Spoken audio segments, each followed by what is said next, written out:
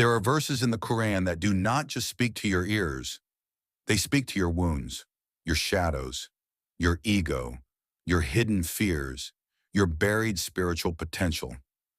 Verses that act like a mirror, showing you what happens when the soul forgets its divine covenant, and what happens when it remembers. Among these powerful verses are Surah Al-Baqarah 65 to 66, describing a people transformed into apes. To the casual reader, this sounds like a simple historical punishment, but to the seeker of inner truth, this is a map of the human ego, its distortions, its rebellions, and its consequences. These verses are not only about them, they are also about you, about what you become when you live against your soul, and what you recover when you return to your Lord. So sit with this. Let your breathing slow. Let your chest loosen. Let your heart receive, because what you are about to hear may awaken something inside you that has been asleep for years. Verse 65. And you surely knew those among you who transgressed in the matter of the Sabbath. So we said to them, be apes despised. And indeed you already knew. Sufis say, before any fall, the heart always receives a warning. There is always a moment, a whisper, a subtle feeling that tells you, don't do this. This will harm you. This phrase reminds us, the people were not ignorant. They knew God's command. They recognized the truth. They felt the spiritual discomfort in their hearts, but still resisted it. The mirror here, how many times do we betray our own inner knowing? Every time you silence your conscience, you start taking the first step toward inner distortion. Those among you who transgressed. Transgression in Sufi psychology is not just breaking a rule.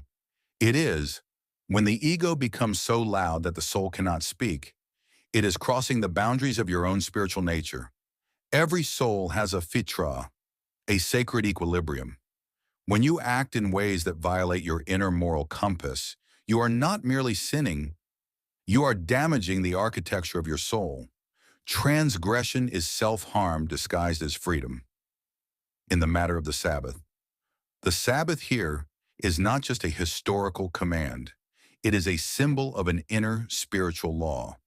Sufis say, Sabbath is the day when the outer world stops, so that the inner world may begin.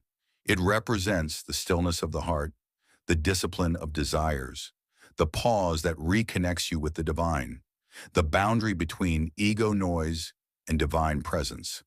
When Allah says, those who transgressed in the matter of the Sabbath, on the inner level it means they violated the sacred pause inside themselves. They disturbed the silence of the soul. They refused to surrender for even one moment their greed, their appetite, their restless desire for more. To break the Sabbath spiritually is to ignore your soul's need for rest. Keep chasing dunya without stopping. Choose profit over purity. Let the ego rule even the moments meant for God. The fishermen in the story thought they were being clever, but inwardly they were killing their spiritual sensitivity. They were breaking the sacred rhythm of their hearts, because the ego hates stillness. It cannot tolerate a day of silence. It cannot survive a moment of restraint. And Sufis say, when you cannot stop yourself, you are no longer your own master.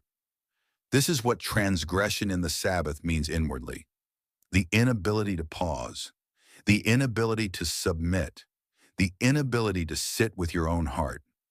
When you sever the inner Sabbath, you sever the connection between your soul and its source. Thus, the outer violation was a symbol. The real damage happened inside. So we said to them, this phrase carries profound weight. It means the divine response was not random. It was direct, measured, tailored to the state they put themselves into. Sufi masters say, when the soul repeatedly rejects divine guidance, it begins to collapse inwardly until it reflects the shape of its own moral condition. Divine punishment is not an external strike. It is the unveiling of what you have already become inside. When God says, He reveals to you your own spiritual mirror. Be apes. This does not mean humans literally evolved into monkeys in the Darwinian sense. Rather, their outward form was altered to match their inward form. Sufi understanding. The inner reality manifests externally. If you live dishonestly, you begin losing the dignity of your human essence. Why apes? Because an ape imitates without understanding, moves without purpose, follows instincts without moral conscience, appears close to human but lacks human nobility. These people mimicked obedience while inwardly violating it. So God made their outer reality match their inner truth. Sufi principle: you become what you imitate. If you imitate ego, you become egoic. If you imitate light, you become illuminated, despised, rejected, humiliated. This is the spiritual state of someone who loses connection with God. The humiliation was not merely physical, it was the collapse of spiritual dignity. Sufis say, the greatest humiliation is to forget who you really are. You were created to carry the divine breath. You were created to recognize truth.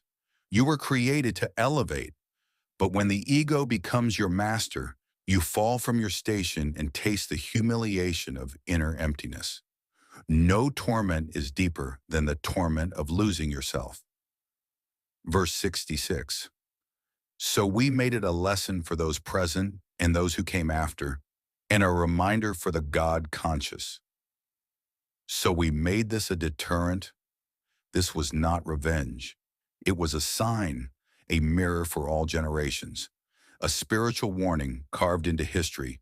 The Sufis say, warnings are mercy. Every spiritual seeker needs reminders that if they betray the soul collapses. This phrase is like God saying, learn from those who destroyed their own souls. Do not walk their path. Every ego-driven choice you make today affects the shape of your heart tomorrow. For those who came before and those who came after. The lesson is timeless. It is not a Jewish-specific story. It is human. It applies to every generation, every believer, every seeker, every ego. This phrase means this is not history. This is the spiritual anatomy of humanity. When you fight divine guidance, you deform the soul. When you ignore inner warnings, you darken the heart. When you pretend to be obedient but serve your desires, you lose your spiritual likeness. This warning stretches across time like a bridge connecting all hearts, and a reminder for the God conscious. Here's the most beautiful part. God says only the modakin, the spiritually awake, benefit from these stories. Why? Because the ego hears stories, but the heart hears warnings. The ego hears history, but the heart hears advice. The ego hears about them, but the heart hears about me. The mutaki reads this verse and thinks, where do I violate my inner Sabbath? Where do I imitate righteousness without embodying it? Where do I rebel against God while pretending obedience? How close am I to becoming spiritually hollow? This verse becomes a lamp, a mirror, a medicine, and a shield. The deepest spiritual teaching in these verses.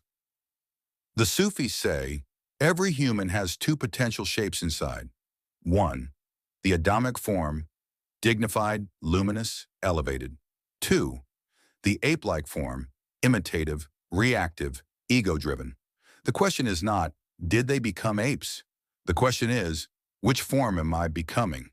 Every time you break a promise, disobey inner truth, manipulate religious duties, pretend spirituality, imitate without sincerity, choose desire over conscience, you step 1 inch closer to that metaphorical transformation. And every time you honor your soul, listen to divine guidance, practice sincerity, embody truth, purify intention, choose obedience over ego, you step 1 inch closer to the light of Adam, the breath of God within you. A moment of reflection. Feel this. Pause, breathe slowly. Now ask yourself, and let this question shake your spine. Am I living from my divine nature or from my imitative ego? Feel that. Let it enter you like lightning. Let it stir you. Let it awaken the sleeping part of your soul. Because these verses are not meant to be understood. They are meant to be felt. If this touched your heart, if it stirred your inner seeker, if it awakened even one drop of longing for God, then keep walking this path with me. Subscribe, follow, and stay connected as we continue exploring the most profound Sufi interpretations that turn Quranic verses into living mirrors for the soul. Let's build a community of seekers, lovers of truth, and hearts yearning for divine closeness, because you are not on this path alone, and your soul deserves every step toward its original light.